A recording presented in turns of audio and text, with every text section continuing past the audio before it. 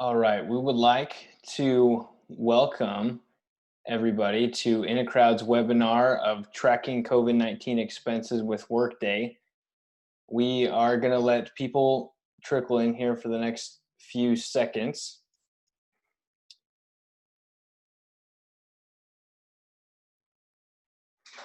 It's good to see that we have such good attendance today.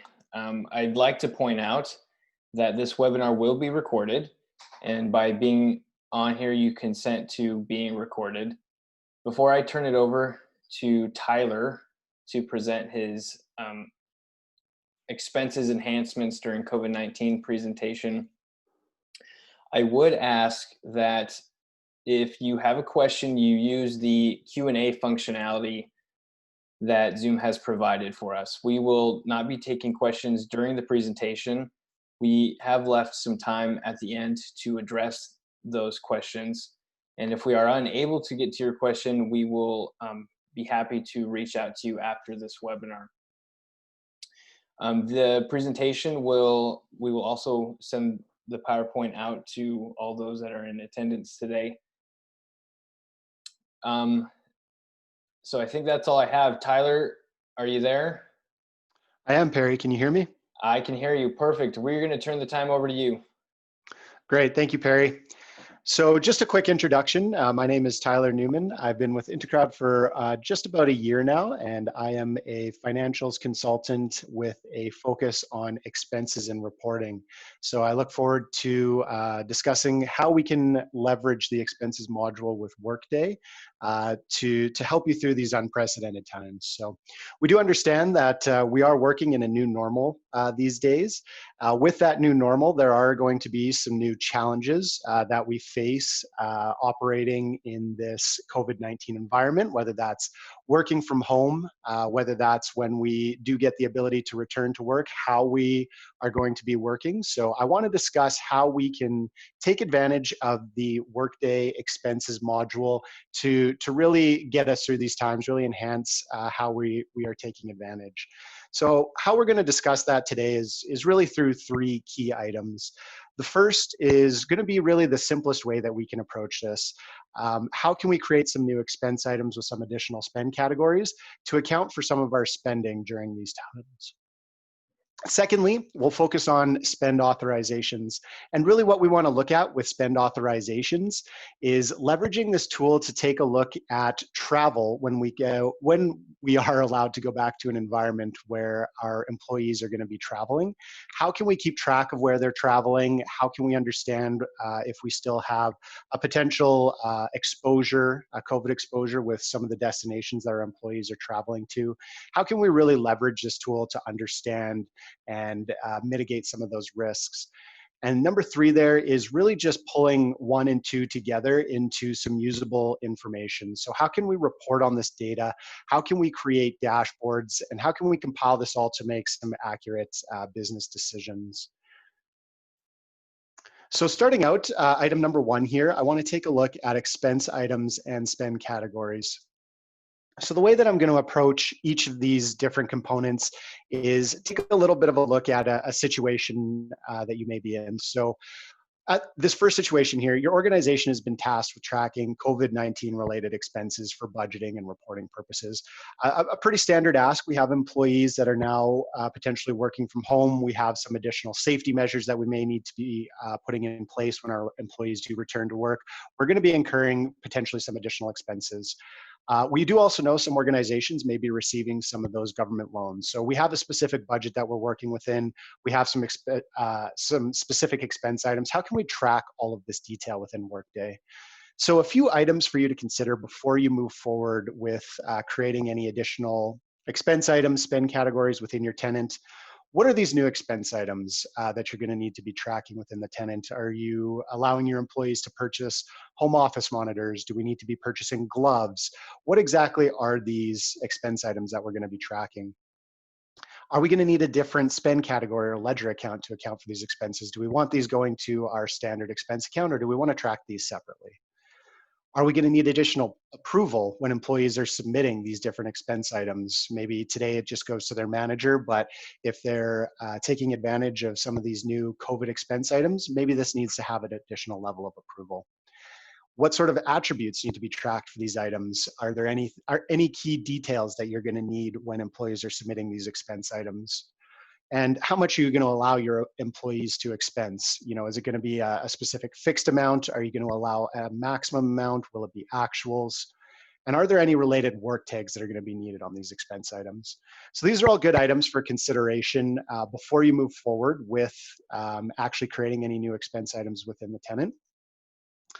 After you've gone through that list of questions and you've decided what you needed to put in place, you can go ahead and create your new expense items. So as an example here, we've created a new expense item for home office monitors. We're going to allow our employees to spend a maximum of $450 on monitors, but we need to track that through a specific spend category. So we're going to actually have a crisis tracking spend category. And then we actually want to know the monitor serial number, so we know which monitors are being purchased during these times. So those are a few of the details that I've taken into consideration when creating a new expense item.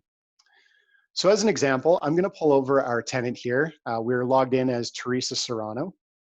She's going to submit an expense report here for these home office monitors as well as some home office furniture. The very first thing that I want to bring to your attention is the error that we're currently receiving on the page. And this is due to the fact that during that consideration, we've decided that we're only going to allow employees to submit a maximum of $450. As you can see, Teresa's submitting $600 for her monitor. So we're actually going to be able to catch that in advance and ensure that she doesn't submit more than the maximum allowed amount. We've also decided that we want to track the monitor serial number. So we have that detail here as well, and we can have that included if we want our employee to submit that specific detail. So let's change this to the allowed amount of $400, and we're going to submit this item. And what I want to show while we're submitting this item is how we can have a different level of approval. So like I mentioned earlier, prior to COVID, maybe we just wanted these expense items to go to our manager. But we've decided that since we are leveraging these new expense items, we're going to actually need the approval of the expense partner. So I'm going to come into the tenant here as the expense partner, who's going to be Melissa Hartman.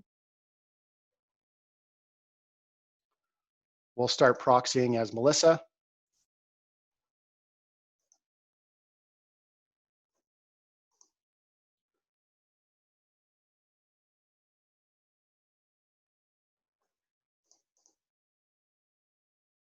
And we can see the expense report that Teresa has submitted. So we're going to need this additional approval from our expense partner to ensure that what is being submitted by the employees is approved. So we'll go ahead and we'll approve this particular expense item. Now, coming back to our presentation, how are we going to tie all of this detail together? So what's really important to understand from here is how can we leverage our reporting tools to understand what is being spent during this time? So I did mention earlier that potentially we have some of these government loans. So as an example, we have a budget of $40,000. This is potentially a government loan that you've taken, and we need to understand exactly how much we're spending on COVID-related items to our budget.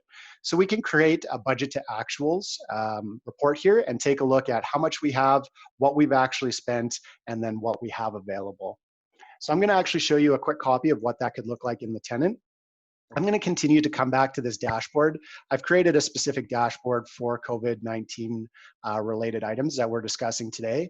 And this is really going to be what we focus on at the end. But I do want to show you just an example of a few of these different details that we pulled together. So that same report here, our budget to actuals with what's available. And we've decided on the right-hand side, we want to see exactly how those actuals are broken out by particular expense item. So these are really just examples. You may be in a different scenario, but hopefully you can leverage some of these different expense item details, these reporting items to create something that's a little bit more relevant to your organization. Moving on to our next item here. I want to talk about spend authorization. So our next situation that we're going to consider here is business travel has now been approved. Maybe we're a couple months down the road, we're going back to our customer sites, we're having those visits now. But management wants to know where employees are traveling to prevent any unnecessary exposure. Particular cities may still have a higher exposure compared to others. So we want to keep track of where our employees are traveling to and make sure that we limit any unnecessary exposure. Some items that you're going to want to consider if you're going to be using these spend authorizations. Who in the organization should be approving travel when it resumes? Same idea as the expense items. Perhaps your manager was the one that approved that travel prior, but maybe we need some director level approval if we're going to be traveling post-COVID here. What sort of travel are you going to be deeming as essential to make sure that you're able to follow those guidelines and only allow that essential travel? And how are we going to monitor which countries, cities, areas may still have a high COVID exposure so that we don't allow our employees to potentially travel there? And what if one of your employees catches COVID after traveling? Were they traveling with coworkers? What airline were they on? We can track all of this detail using spend authorizations. So coming back to our demonstration here in our other tab, what we have created is a spend authorization for what we are calling post-COVID travel. So what we've decided is Terry Gibbons is going to be traveling to Calgary, Alberta, Canada. And let's say he's going to be traveling with somebody in a supervisory organization. So him and Audrey are going to be traveling together. Once he submits his spend authorization for approval, we're going to have some different levels of routing. So we're going to have that standard routing to Terry's manager, Enrique Vasquez. And maybe this process is the standard process that you're following today. So we're going to log in as as Enrique.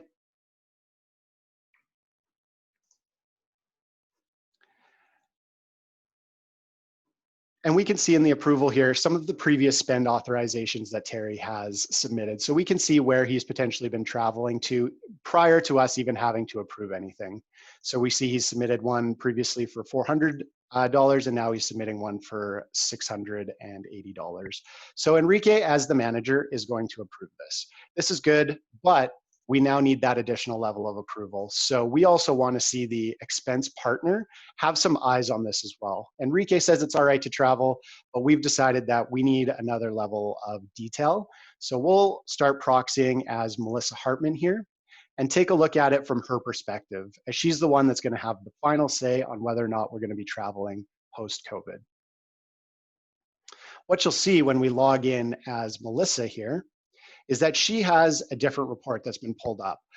She can see all of the different travel that has been submitted, and we've decided to build out a report here with some analytic indicators that let us know what the destination risk might be. So we can see that Calgary, Alberta, Canada is actually high risk compared to maybe Atlanta, Georgia, which we've deemed as low risk as an organization.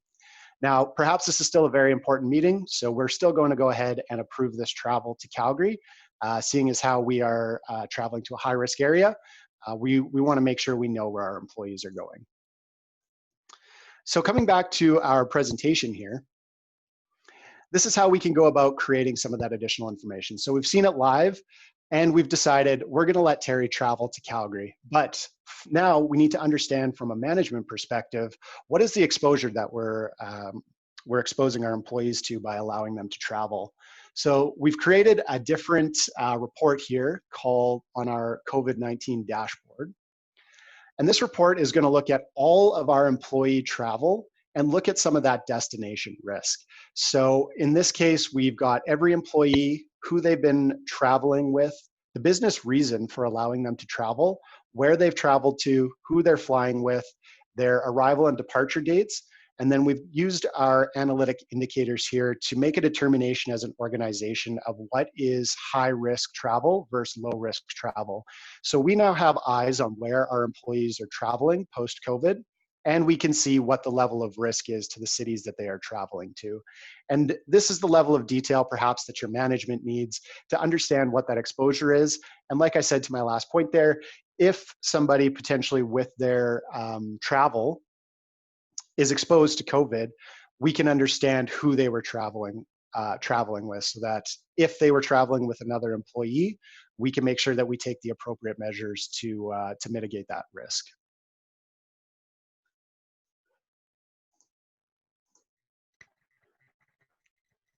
Second that I really want to focus on is reporting and dashboards. Reporting and dashboards is really just going to be pulling together the two scenarios that we just looked at previously, our new expense items and spend categories, our spend authorizations.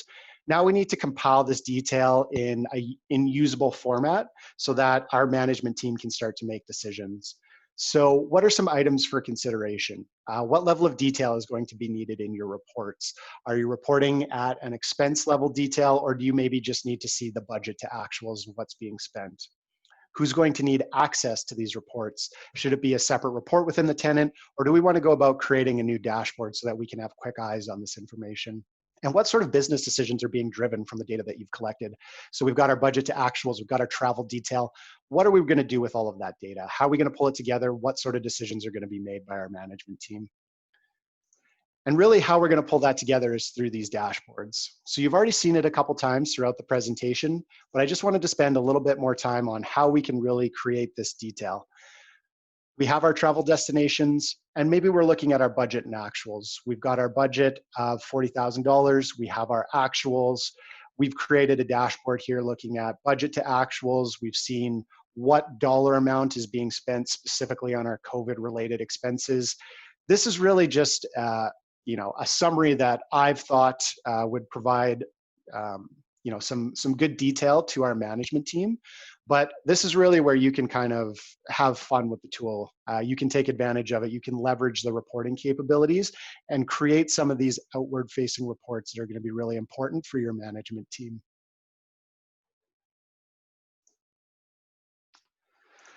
So at a very high level, I know that was a fairly quick presentation. We didn't want to keep everyone for too long today. We just wanted to provide some additional insight into how you can be leveraging this module. I do want to take a moment to answer any questions that we might have. I do see one that has come in that has said, you listed out some high-risk cities. How would we make a list of our high-risk cities in our tenant? That's a great question, and that can actually be done via a calculated field. So you can create a calculated field of all of your possible travel destinations, and then using those analytic indicators, return based off of the destination that has been selected, whether that's high risk, medium risk, or low risk. And what's really great about using the calculated field is we can have an individual maintain it and understand that maybe the risk level are going to change in some of those locations. So Calgary is currently high risk, but maybe in a couple months, that destination is going to be considered medium risk. We can have somebody come in, adjust our calculated field, and have it really be a moving target so that we can continue to stay on top of that destination risk. So that's a really great question. If you are interested in learning how we can help you set up that detail within your tenant, certainly reach out to myself or Mike Chrisman, our VP of Business Development. Both of our emails are located there. I will leave it open for a couple more minutes here if anybody else has any additional questions.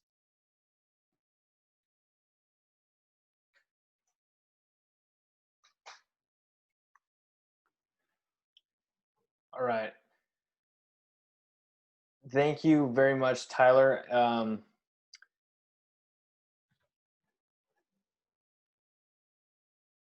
Okay, looks like we're good. So Tyler, thank you for your presentation. We're grateful for everybody that made it onto the webinar today. I would like to remind you that if you are on this webinar, you will be receiving Tyler's presentation, the PowerPoint presentation afterwards. We will send that to you. Please feel free to reach out to Tyler Newman or Mike Chrisman with any questions that you have. You can also visit us at inacrowd.com. But thank you for attending, and we hope you have a wonderful weekend. Thank you. Thank you, everyone.